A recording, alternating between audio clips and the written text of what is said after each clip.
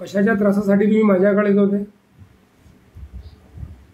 मला 20 वर्षा पहिले सर्दीचा त्रास खूप होता. बरं, काय व्हायचं सर्दीमध्ये तुम्हाला?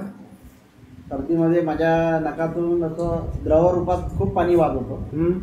माझ्याजवळ दुपट्टा असला, दुपट्टा पूर्ण ओलावून जाईल दिवसभरातून. कंटाळलो तुम्ही त्या सर्दीला.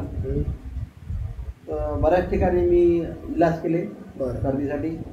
ॲलोपॅथी औषध घेतली, होमिओपॅथी घेतली, सॉरी आयुर्वेदिक औषध घेतली, ॲलोपॅथी घेतली, परंतु मला कुठंच फरक पडला नाही. शेवटी मला असं वाटलं होमिओपॅथी औषध घेऊन पाहावं.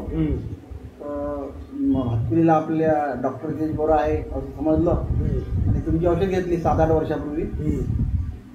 तर तुम्ही मला सांगितलं की कंटिन्यू 5-6 महिने औषध घ्या, फरक पडा. तर माझी त्याप्रमाणे मी औषध घेतली तुमची, तुम्ही सांगितल्याप्रमाणे येत गेलो आणि औषध घेत गेलो. आता माझी पूर्णपणे सर्दी बसली. तुम्हाला कुठल्या वातावरणात सर्दी व्हायची?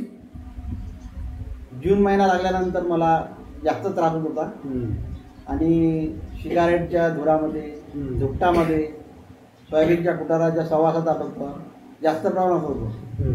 आता त्याच्यामध्ये किती % आराम आहे तुम्हाला? आता मला तो त्रास मला किती वर्षांपासून होत नाही? आता मला कमीत कमी 5-6 वर्षापासून हा त्रास नाही आहे.